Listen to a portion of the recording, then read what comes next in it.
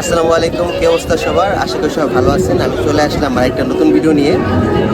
আজকে আমরা জানবো যে আপনারা যে টাইটেলটা দেখছেন, যে থাম্বনেলটা দেখছেন, যে অল কস্ট আফটার ভিসা, মানে সকল খরচ আফটার ভিসা, আর ব্র্যাকেটে লেখা হচ্ছে স্ক্যাম। তো আজকে আমরা এই স্ক্যামের বিষয়ে আলোচনা করব। তো বাংলাদেশে বর্তমান সময়ে এখানে অনেক নতুন নতুন এজেন্ট হয়েছে এই রাশিয়ার বুকে, এবং বাংলাদেশে অনেক এজেন্সি আছে যারা বর্তমান সময়ে এই কাজগুলো করে থাকে। যেমন তার স্টুডেন্ট তাদের এজেন্সিগুলোতে বা তাদের সাথে যখন স্টুডেন্ট যখন যোগাযোগ করে, তখন তারা বলে যে তোমাকে প্রথমে কোনো টাকা পয়সা দিতে হবে না, তুমি রাশিয়া এসে টাকা পয়সা দিবা। তো পরবর্তীতে দেখা যায় কি হয়, এই স্টুডেন্টগুলো আসার পরে তারা কান্দাকাটি করে যে আমার তো 4 লাখ টাকা বেশি নিছে, আমার তো 3 লাখ টাকা বেশি নিছে, আমার আমার কাছে তো $2000 বেশি নিছে।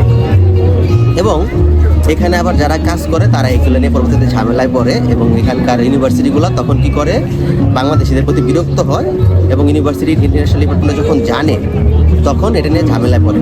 তো এই বিষয়গুলো আজকে একটু আমি কথা বলবো শর্টকাটে। সেটা হচ্ছে যে যেসব এজেন্সি বা যেসব এজেন্ট আপনাদেরকে বলবে যে সকল খরচ আফটার ভিসা, আপনারা তাদের সাথে কাজ করেন, সমস্যা নাই, কিন্তু তাদেরকে বলতে হবে যে আমরা রাজি আছি সকল খরচ আফটার ভিসাতে, কিন্তু আমাকে প্রথমে ইউনিভার্সিটি থেকে যে কন্ট্রাক্ট পেপার দেয়, আমার যে টিউশন ফিটা কত, এই কন্ট্রাক্ট পেপার আমাকে দিতে হবে।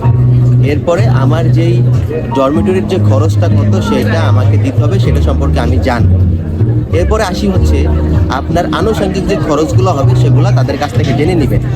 আপনারা তাদের প্রতিষ্ঠান ভালো বা তারা ভালো এগুলো দেখে কিন্তু যাচাই করবেন না, যাচাই করছে তারা আপনাদেরকে কী ডকুমেন্টস দিচ্ছে, এবং যেই ভার্সিটিতে আপনাদেরকে আবেদন করতেছে ওই ভার্সিটিতে আপনাদেরকে যেটা করতে হবে, ইমেল করবেন। ইমেল করে জানবেন ইউনিভার্সিটির টিউশন ফি কত, সকল খরচ কত। এবং আপনারা আপনাদের যদি এজেন্সিগুলো যদি বা এজেন্সি অথবা যদি কোনো এজেন্ট বলে যে তোমাকে এখানে এসে $এত দিতে হবে, $এত দিতে হবে, তাহলে এখানে এসে আপনি যদি ডলারও যদি দেন, তাহলে কত টাকা কোন খাতে খরচ হয়েছে সেগুলার রিসিপ্ট আপনারা তাদের কাছ থেকে নেবেন। এখন আমাকে বলতে পারেন যে ভাইয়া আমরা তো শুরুতে মাত্র 4-5 হাজার টাকা দিয়ে আমরা তাদের মাধ্যমে কাজ করাইছি, তো অন্যান্য এজেন্সিগুলো তো বলে যে টিউশন ফি দিতে হবে, হাফ টিউশন ফি দিতে হবে অথবা ফুল টিউশন ফি দিতে হবে, আপনিও তো বলেন। তো এখন প্রথম কথা হচ্ছে কি, যে আপনি যদি মানে সব কিছু জেনে শুনে আসতে চান, তাহলে আপনাকে প্রপারলি আপনাকে সকল তথ্য নিয়ে যে টাকা অরিজিনাল কস্ট যত খরচ হচ্ছে, ভার্সিটির যত খরচ হচ্ছে, এগুলো আপনাকে জেনে শুনে আপনাকে আসতে হবে। এবং যদি কেউ বলে যে টিউশন ফি পে করতে হবে, তাহলে আপনি তাদেরকে টিউশন ফি পে করবেন, এবং কন্ট্রাক্ট পেপার হাতে পাওয়ার পরে কন্ট্রাক্ট পেপার দেখে তারপর আপনার টিউশন ফি পে করবেন। আর যদি আপনারা এরকম করেন যে অন্ধবিশ্বাস করেন, কোনো প্রতিষ্ঠানকে ডকুমেন্টস দিয়ে দিলেন, তারা আপনার পাসপোর্ট আটকায় রাখছে, তারা আপনার একাডেমিক ডকুমেন্টস আটকায় রাখছে, এই যে ভেজালগুলো হয় পরবর্তীতে, তখন আপনারা জিম্মি হয়ে যান। হওয়ার পরে কি হয়, এখানে আপনারা আসেন, এখানে আসার পরে দেখা যায় ভিসা হয়। ভিসা হলে কি করে, আপনাদের সাথে এম্বাসিতে যায়, তো আপনাদের কাছ থেকে আবার এম্বাসি থেকে পাসপোর্ট নিয়ে আবার এজেন্সি চলে যায় অফিসে, বলে যে আপনারা টাকা দিয়ে তারপর পাসপোর্ট নেবেন। এই যে অনেক ঝামেলা হয়। এরপরে দেখা যায়, আসার পরে জানা যায় যে অ্যারাউন্ড কেউ $2000 বেশি দিচ্ছে, কেউ $2500 বেশি দিচ্ছে।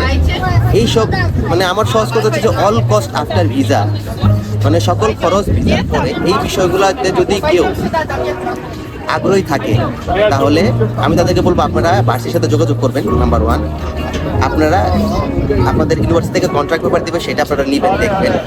ইউনিভার্সিটি থেকে অফার লেটার দিবে, সেটা যাচাই বাছাই করবেন। ইউনিভার্সিটি ডরমিটরি ফি কত সেগুলো জানবেন, এবং আপনি সেই এজেন্টকে বা অফিসে বলবেন আমি আপনার সার্ভিস চার্জটা যেটা আমি সেটা পে করবো, কিন্তু আনুষঙ্গিক যত কিছু আছে আমি নিজের হাতে গিয়ে সেখানে পে করবো।